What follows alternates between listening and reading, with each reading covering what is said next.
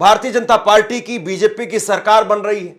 आम आदमी पार्टी जो 2013, 2015, 2020 में प्रचंड बहुमत लाती रही, खासतौर पर 2015 और 2020 में, इस बार ऐसा क्या हुआ कि वो हार गई? इसको लेकर के तमाम तरीके के कारण गिनवाए जा रहे हैं, लेकिन मैं आपको इस वीडियो के अंदर स्पेसिफिक वो सीटें दिखाने वाला हूं जिन सीटों पर अगर आम आदमी पार्टी गठबंधन करती, या यूं कहें कि पूरा इंडिया अलायंस के तहत दिल्ली का चुनाव लड़ा जाता, तो अरविंद केजरीवाल आज सत्ता में होते। दिल्ली के रिजल्ट दोस्तों सामने निकल कर आ चुके हैं, लेकिन उसके बाद से एक सवाल बहुत तेजी से उठाया जा रहा है कि आखिर ऐसी कौन सी वो चूक रही जिसकी वजह से अरविंद केजरीवाल बुरी तरह से दिल्ली के अंदर पराजित हुए हैं दोस्तों। लेकिन उसके बाद एक और स्थिति ऐसी सामने निकल कर आई है कि अगर यही चुनाव गठबंधन करके लड़ा जाता तो स्थिति क्या होती, यानी कि कौन कौन सी सीट पर कितने कितने वोटों के मार्जिन से आम आदमी पार्टी हारी है, ये जानना बेहद जरूरी है। हमारे साथ वरिष्ठ पत्रकार मौजूद हैं, आप उनकी इस रिपोर्ट को देखिए। नमस्कार दोस्तों, दिल्ली में विधानसभा चुनाव का रिजल्ट आज हम सबके सामने आ और स्पष्ट बहुमत दिखाई दे रहा है भारतीय जनता पार्टी के साथ। भारतीय जनता पार्टी की बीजेपी की सरकार बन रही है। आम आदमी पार्टी जो 2013, 2015, 2020 में प्रचंड बहुमत लाती रही, खासतौर पर 2015 और 2020 में, इस बार ऐसा क्या हुआ कि वो हार गई? इसको लेकर के तमाम तरीके के कारण गिनवाए जा रहे हैं, लेकिन मैं आपको इस वीडियो के अंदर स्पेसिफिक वो सीटें दिखाने वाला हूं जिन सीटों पर अगर आम आदमी पार्टी गठबंधन करती, या यूं कहें कि पूरा इंडिया अलायंस के तहत दिल्ली का चुनाव लड़ा जाता, तो अरविंद केजरीवाल आज सत्ता में होते। अरविंद केजरीवाल वो आज दिल्ली के मुख्यमंत्री बन रहे होते अगर इंडिया गठबंधन के तहत चुनाव होता तो।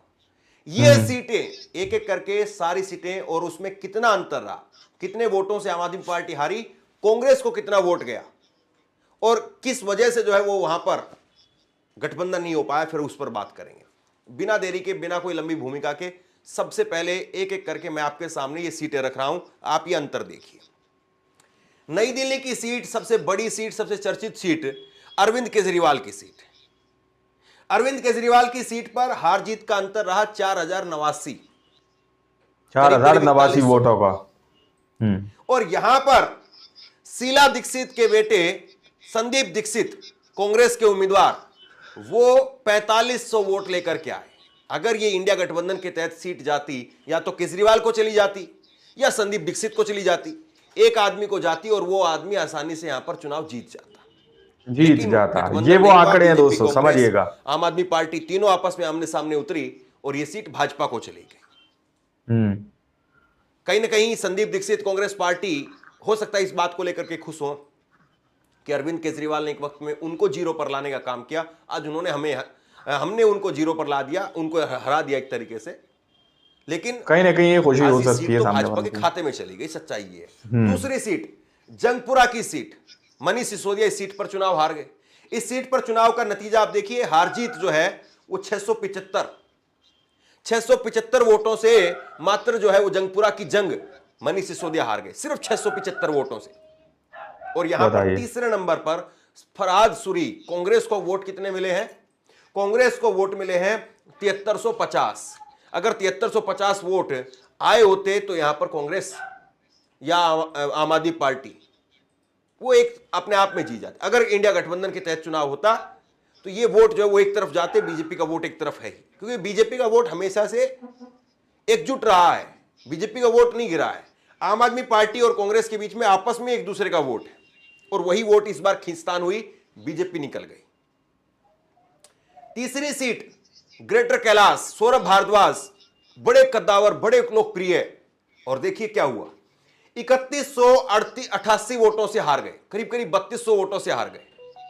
और तीसरे नंबर पर यहां पर गर्वित सांघवी, आप देखिए, कांग्रेस के उम्मीदवार 6711 वोट लेकर के आए।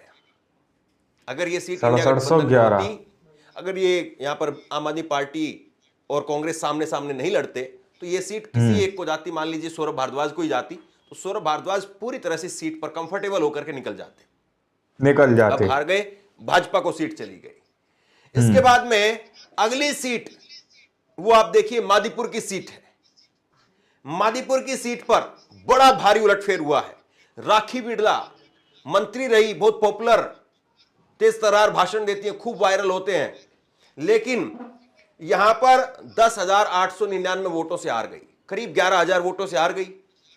लेकिन तीसरे नंबर पर आप देखिए कांग्रेस के जेपी पवार, उनको कितने वोट हासिल हुए? उनको 17,958 वोट हासिल हुए, यानी 18,000 वोट हासिल हुए। 11,000 वोटों से आम आदमी पार्टी राखी बिरला वो चुनाव हारी है, और जेपी पवार को यहां पर 18,000 वोट मिले हैं। अगर एक पार्टी को रहती यहां पर यह सीट, गठबंधन हुआ होता, तो आसानी से यहां पर चाहे बीजेपी या चाहे आम आदमी पार्टी होती या चाहे जेपी पवार होते, आसानी से निकल जाते। लेकिन अब सीट बीजेपी के पास में चली गई। इसके बाद में अगली सीट देखिए, ये भी बड़े पॉपुलर है, दुर्गेश पाठक।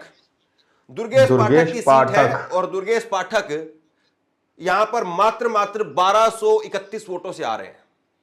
बताइए, 1231 वोटों से आ रहे हैं, ये भी कोई हार है?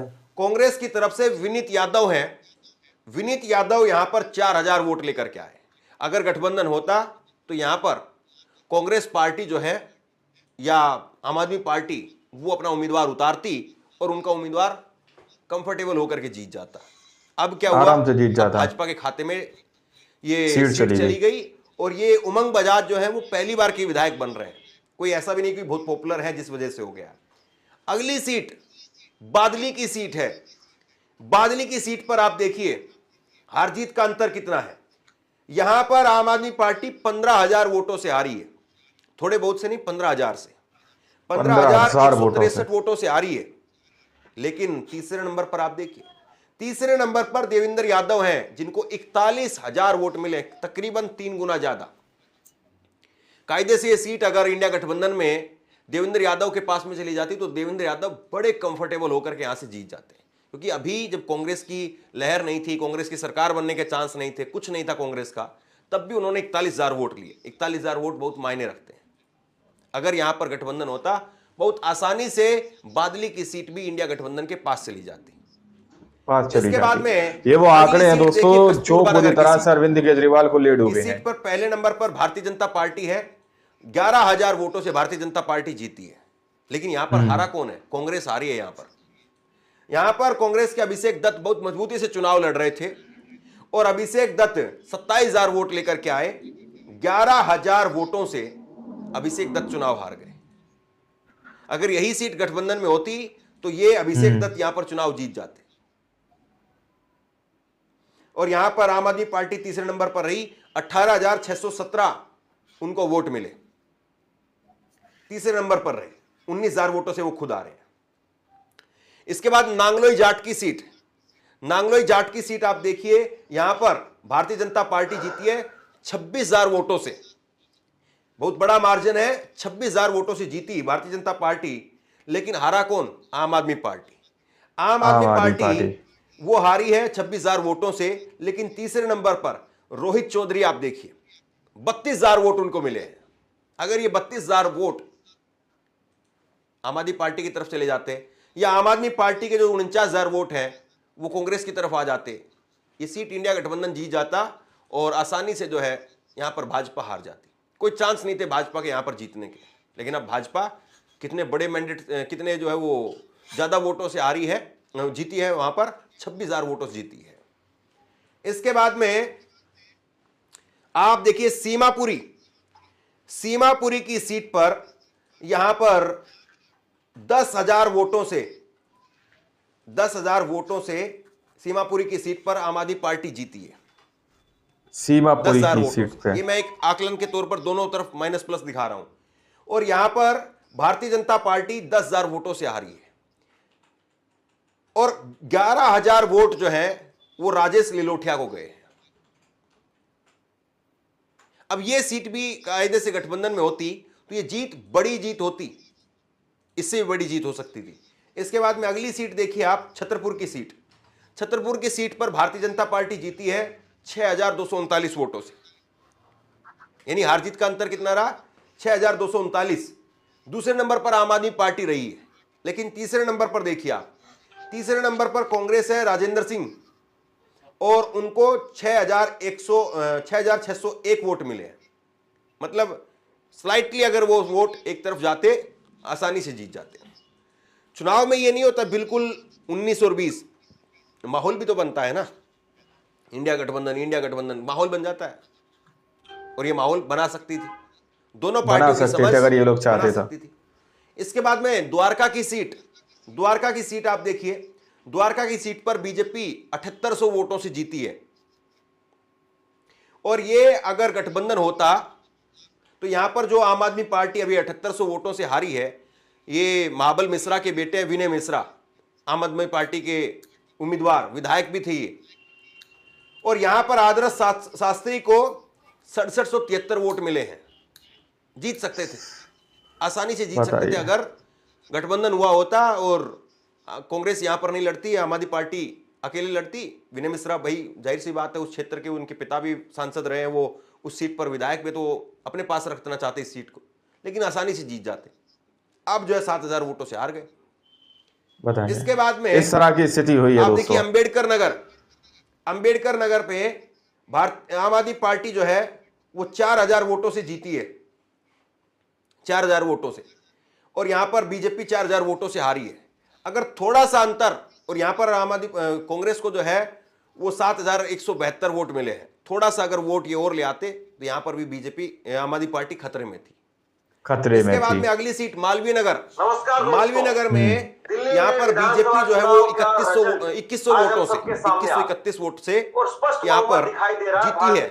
आम आदमी पार्टी 2131 वोट से हारी है, और कांग्रेस को वोट मिले हैं 6000, 3 गुना ज्यादा। ये वोट अगर एक तरफ होते आम आदमी पार्टी आसानी से जीत जाती, लेकिन अब आम आदमी पार्टी यहाँ पर चुनाव हार गई। इसके बाद में ऐसा क्या हुआ? दिल्ली कैंट की सीट पर आप देखिए आम आदमी पार्टी जो है वो 2000 वोट से जीती है, बीजेपी 2000 वोट से हार गई है। कांग्रेस यहां पर 4252 वो सीट लेकर के आई है, वोट लेकर के आई है। इस सीट पर अगर थोड़ा सा अगर कांग्रेस और वोट ले आती तो ये सीट भी आम आदमी पार्टी खतरे में पड़ जाती। इसके बाद में तिमारपुर की सीट बिल्कुल क्लियर दिख रही है। तिमारपुर की सीट पर बीजेपी 1168 वोटों से जीती है, तकरीबन 1200 वोट मान लीजिए। यहां पर कांग्रेस पार्टी का तीसरे पर देखिए आप, कांग्रेस पार्टी तीसरे नंबर पर यहां पर 8000 वोट लेकर के आई है। अगर यह सीट कांग्रेस पार्टी को दे दी जाती या आम आदमी पार्टी को दे दी जाती तो यह सीट आसानी से जो है इंडिया गठबंधन जीत सकता था। बीजेपी के पास में सीट नहीं जाती, किसी हालत में नहीं जाती।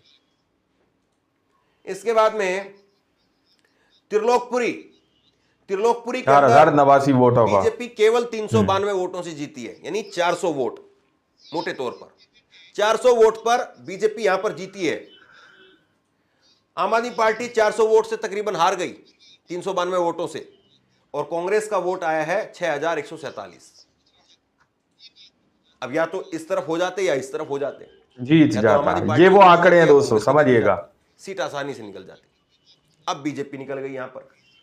इसके बाद में संगम विहार के अंदर आप देखिए बीजेपी जीती है सिर्फ 344 वोटों से, 350 वोटों से, मोटे तौर पे 350 वोट से यहां पर बीजेपी जीती है।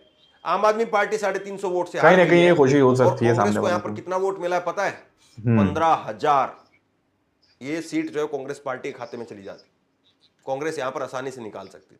मतलब मैं इसलिए कह रहा हूं कांग्रेस यहां निकाल लेती, क्योंकि बिना लहर के अगर कोई आदमी अपने नाम से, अपने काम से 15000 वोट ले आया तो गठबंधन बनता, तो हर हालत में वो आदमी निकाल सकता था सीट। और जहां पर आम आदमी पार्टी की संभावना है तो वहां पर सीटें उनको दी जानी चाहिए थी, लेकिन यहां पर ये नहीं दिया गया।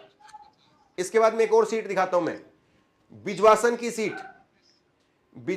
सीट देखिए, और बिजवासन की सीट पर भी हार जीत का अंतर है 11276 से बीजेपी जीती है, और यहां पर आम आदमी पार्टी 11276 वोट से हार गई है। कांग्रेस के पास में वोट आए हैं 9400, 2000 का अंतर लगा लीजिए। लेकिन अगर गठबंधन हो जाता तो ये सीट आसानी से आम आदमी पार्टी निकाल लेती, कोई दिक्कत नहीं थी। ये बिजवासन की हालत है।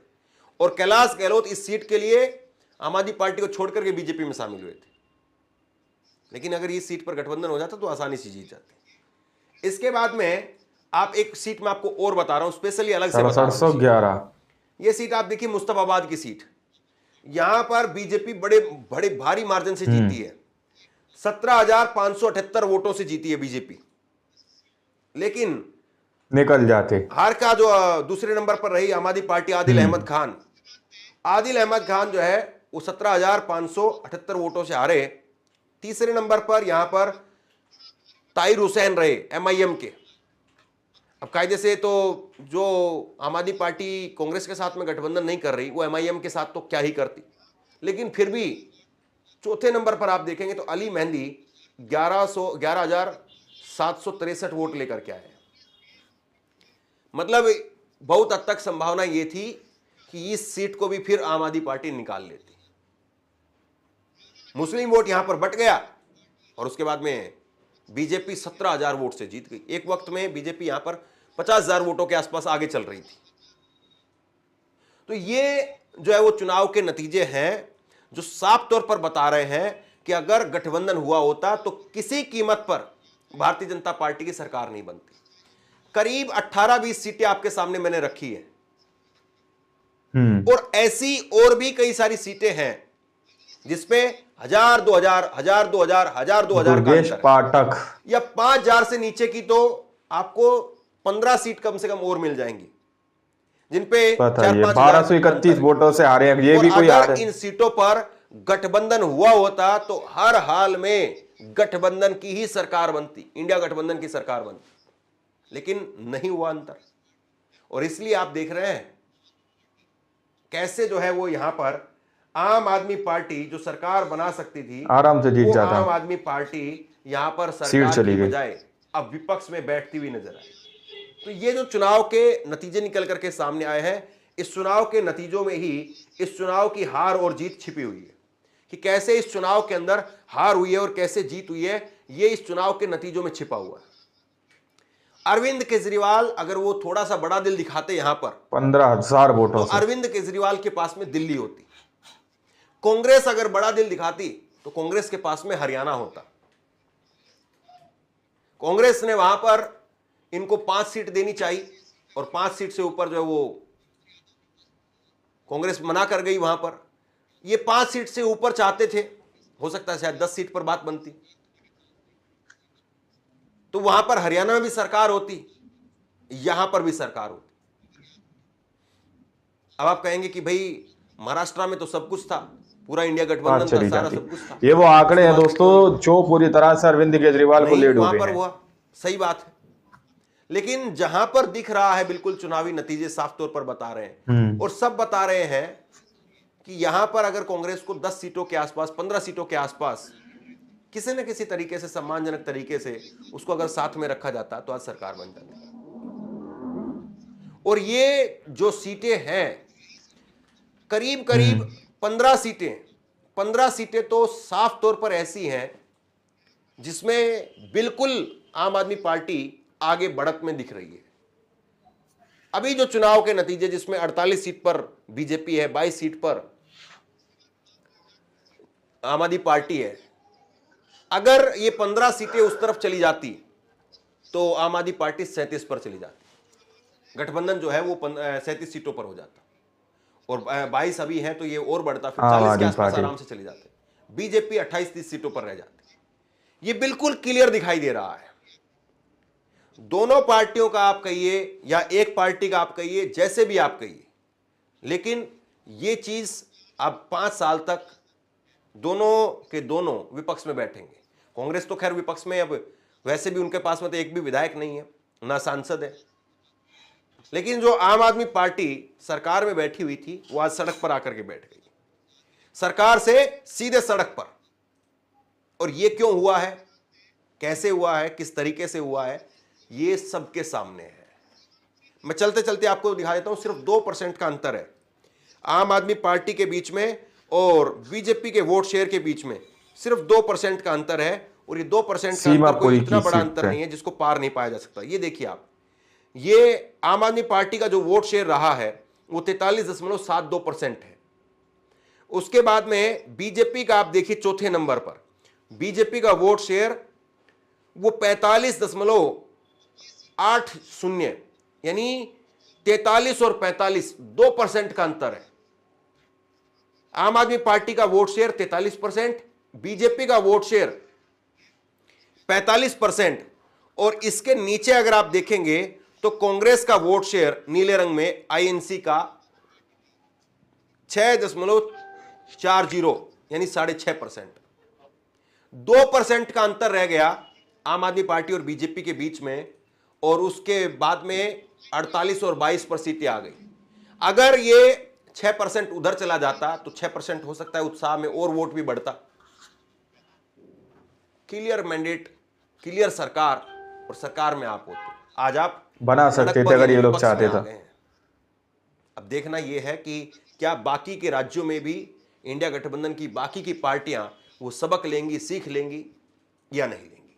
आप लोग बताइए, इन सीटों पर क्या वाकई अगर गठबंधन होता तो आम आदमी पार्टी की या इंडिया गठबंधन की सरकार बन सकती थी या नहीं? गलती यहां पर किसकी रही? कांग्रेस की गलती है या फिर आम आदमी पार्टी की गलती है, या इंडिया गठबंधन की बाकी पार्टियों की गलती है जिसने इन दोनों पार्टियों को एक साथ बैठा करके नहीं मनाया?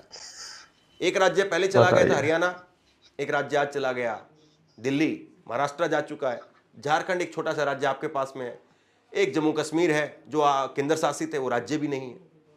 अब बिहार है, बिहार में क्या करेंगे क्या नहीं करेंगे वो देखने वाली बात है। शेयर कीजिए इस खबर को। दिल्ली चुनाव के नतीजों को इस तरह की स्थिति हुई है दोस्तों। इन नतीजों को लेकर के जो अभी आपको मैंने दिखाए हैं, इसको लेकर के क्या सोचते हैं नीचे कमेंट बॉक्स में लिख करके जरूर बताइए। बहुत बहुत धन्यवाद दोस्तों। आप लोगों ने इस वीडियो को शुरू से आखिर तक देखा। वीडियो के अंदर साफ तौर पर बात की गई है कि यदि यहाँ पर गठबंधन के साथ चुनाव लड़ा जाता तो स्थिति कुछ और ही होती, तस्वीर कुछ और ही सामने निकल कर आती। लेकिन गठबंधन से यहाँ पर चुनाव नहीं लड़ा गया, अलग अलग होकर ये चुनाव लड़ा गया। अगर इंडिया गठबंधन मिलकर ये चुनाव लड़ता दोस्तों तो वाकई में तस्वीर कुछ और होती, एक लहर होती है दोस्तों इंडिया गठबंधन के नाम से, है ना। गठबंधन के नाम से एक माहौल बनाया जा सकता था। जिस तरह से चंद वोटों से हार जीत के नतीजे देखने को मिल रहे हैं उस हिसाब से, और जो रिजल्ट सामने निकल कर आए हैं उस हिसाब से। बाकी आप लोगों ने इस रिपोर्ट को देख लिया। इस रिपोर्ट को देखने के बाद आप लोग क्या सोचते हैं कि जो बात इस वीडियो के अंदर कही गई है सिर्फ हवाई है, क्योंकि जीतना सिर्फ बीजेपी को ही था? क्या आप लोग ऐसा समझते हैं? अपनी राय कमेंट सेक्शन में जरूर दीजिएगा। मिलता है अगली वीडियो में, जब तक के लिए जय हिंद, जय भारत।